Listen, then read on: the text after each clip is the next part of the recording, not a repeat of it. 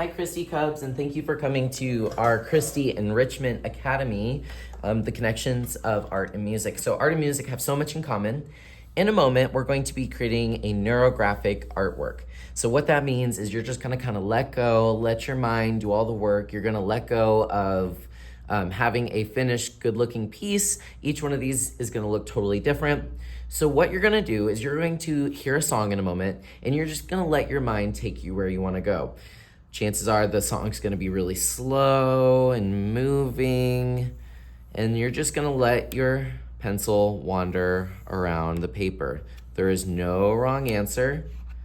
Chances are it's gonna look even better when you just kinda, like I said, let go and not worry about what it's supposed to look like. This can take a moment. You just slow down, and whenever you feel like stopping, you can stop.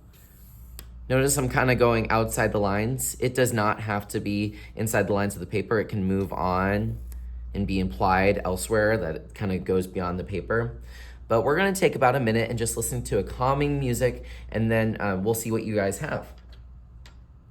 All right, next up, you're going to take a Sharpie and you're going to outline your lines. However, you're going to continue being slow and let go. And I want you to think about maybe adding some curves, some line thickness in areas, going around here, but you know what? I feel like it needs to be thicker right here. And I'm not thinking about how I want it to look. I'm just thinking about how I want it to feel. There's a difference here. Just like music and art makes us feel things, you can kind of feel into the work, slow down, and you'll make little choices like that. So I'm gonna quickly just go through and add some Sharpie, and then we'll talk about color. All right, now you guys get to add color. You can use crayon, you can use marker, you can use whatever's on the table, including paint. We actually want you to try out the paint too, because there's some really cool effects that you can do. So you probably already know about this one. So this one's called Wax Resist. So for your areas, you're just going to intuitively slow down and let go and put whatever color you feel like. You're gonna go through, you can add lines. That's just kind of how I want this one to be. I'm gonna put the crayon back. If you're gonna use paint, remember to clean your brush, get a paper towel, dip, let it drip. I'm gonna go into this blue here, and I'm gonna go over it. So as you can see, that wax from the crayon is popping through. So that's an option for you.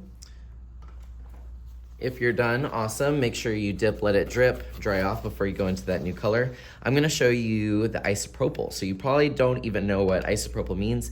Isopropyl is kind of what they use in hospitals, or if you get a boo-boo, they put it on your skin to kill all the germs. But you can actually use it for art purposes too. So there's these little bottles. Make sure you are very, very, very, very gentle with this. If you need help, just let one of us know. But what you do is you hold it from the bottom, twist the top, and you're gonna see this thing. Can anyone guess what this is called? This is actually called a plunger. No, not the toilet plunger, but this is called a plunger. You're gonna take one drop and you put it in a section. Do you see what happened there? It starts to make little circles. It starts to separate the paint. It does cool things. I'm gonna add just another little dot. Please don't go crazy with this, and try not to get on your skin. It can dry out your skin. All right, I'm gonna let that do its thing. When you're done, you put the lid back on and tighten it tight.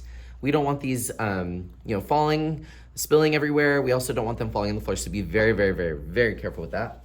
All right, one more technique I wanted to show you that you can do with watercolor to make this awesome. I'm gonna dip, let it drip, dry off. Let's do something dark, like purple or something. All right, so I'm going in that purple. I'm gonna put some purple right here. You know what, I just want a little bit darker. Remember, the more you stir around your pan, the darker it will be. So I can go in with I don't know. Let's do a black. I can touch it, boom, get little explosions.